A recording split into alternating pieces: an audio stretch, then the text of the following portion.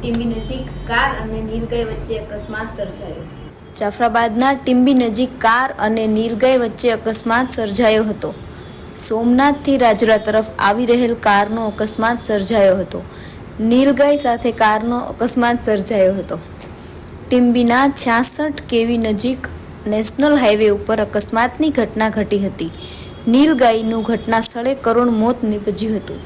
કારમાં બેસેલા ફેમિલીનો આબાદ બચાવ થયો હતો. ભાવનગર સોમનાથ નેશનલ હાઈવે પર અવારનવાર અકસ્માત સર્જાય છે.